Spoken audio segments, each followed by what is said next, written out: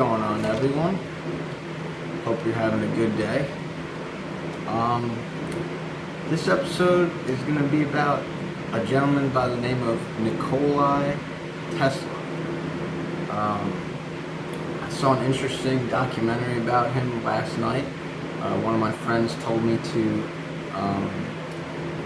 watch it, and I thought it was interesting. We were talking about it, all types of discussion about Nikola Tesla, conspiracy theories, all types of stuff. But it was a good conversation, so I decided to watch it, and I found it on YouTube. It was on the BBC channel, I believe, in 2015. I'm not too sure. I believe it was 2015, but it was a good documentary. I learned a lot. I feel bad because he didn't get enough credit, for what he did. He influenced the world in a big way, and I feel like he didn't get credited as much as he should have. Which now, with technology and the internet and all that, we're learning, about him now and stuff like that. So, a little background about him is Nikola Tesla was a Serbian-American inventor, electrical engineer, mechanical engineer, physicist, and futurist who is best known for his contributions to the design of the modern alternating current electricity supply system, which back in the day, Nikola Tesla and Thomas Edison had opposing views on alternating current, AC, and direct current, DC, which I don't know if the band AC/DC, that's how they got their name, who knows, but alternating current and direct current. So it was opposing views, and they both went to war in a sense to see which one, worked better and all that, and at the end Tesla ended up winning, which is why Tesla and Thomas Edison didn't really get along. They had opposing views. They were kind of like nemesis in a sense, if I said that right. But yeah, so I'm not sure if they reconciled later on in life or not. I hope so. It's not good to keep a grudge, even though people, do things bad to you or whatever. Forgiveness. God teaches us forgiveness, or whatever, the universe, energy, whatever you believe in, but there's something greater than ourselves. I meant, not to get too much off topic, but some of my theories are, if there's billions of galaxies, and according to Stephen Hawking and scientists, the universe is always continually expanding, there's got to be something else out there than just us, and that's my view. And I don't know, the galaxy is a big place, the universe is a big place. I don't know, it's I would say it's foolish to think that we're alone, but anyway, everyone has their own opinions. But let's get back on topic. So he was born in, I'm not sure if I'm saying this right, Smiljan, Croatia. I'm not sure if I said that right. I apologize if I didn't. But so he was born in Croatia. So some of his inventions, like we said, the alternating current, AC. He invented the Tesla coil. He invented remote controls, a violet ray, the Tesla valve, induction motor, three-phase electric power, neon lamp, wireless telegraphy, probably butchered that too, but you can look it up, and vacuum variable capacitor. So pretty much he had the ideas back in the day for the grid. That's why we all have electricity now. That's why we all have electricity now, because he invented like the concept of the grids to project electricity to all these homes and all these places, locations, and that's genius. I think this guy was a genius. A lot of people stole his ideas, actually. There was this one guy, I forget his name, but if you watch the documentary, you can find the documentary on YouTube. Just go on YouTube, type in Nikola Tesla, and you'll see you'll see the documentary and the people that stole things from him and stuff like that. But he had about this guy stole about 6 or 7 patents according to Tesla, and it was hilarious to him in a sense. But anyway, continuing on. So yeah, with his ideas, he actually made a lot of people rich. He made a lot of people a lot of money, and I don't think he got the credit or the amount of money that he should have received for making these people so rich. The thing about him was he wasn't really a businessman. That's the problem.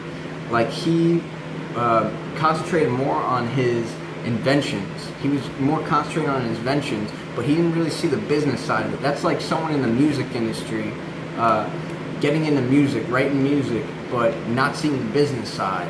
And it is a business, just like, television or acting, things I mentioned, or just like anything, really. Go into any field, there's business in that field. Restaurant industry, any type of business, there's a business side to it. There's a creative side and a business side. There's always a business side to something. But okay, so an example of that, not to get too off track, was I like to make shirts, but I was just creating off of my brain and wasn't really too familiar with the business side of it, and I started learning like a year or two ago, about 2 years ago, and I started learning, and it's just a learning process. Life is just a learning process. Once you stop learning, that's it. It's not good. Always keep your mind expanding, always keep learning. Knowledge is power, Knowledge is power. Whoever said that was completely right, because it's a very big thing. The more knowledge you have, the more power you have, and the better you can do for yourself and for people. So anyway, he actually, an interesting fact about him was, when I was watching the documentary, he had relationships, but he was so involved with his inventions that all his relationships, he didn't really have close relationships, which is kind of sad, because brilliant minds, they don't really have a lot of close relationships, which is kind of sad. If you've seen, like, I probably brought this up in an episode or something, but Howard Hughes, and a lot of these people, their geniuses are like, they're smart, but they have a problem with social interaction because they're too smart. Like, a lot of people don't relate. These people don't relate to a lot of people because they're so smart, and they're always overthinking. But anyway, so a lot of actresses back in the day, a lot of actors liked him, and all types of women and stuff. And he dated, but he could never get close to them because he was also a germaphobe, and he didn't like to shake people's hands, which is bad for business. He didn't like to touch people that much, and that's a problem when it comes to women. You know what I mean? He didn't like specifically. He didn't like touching hair, and girls like you to touch their hair sometimes. So anyway, so he cared more about his inventions,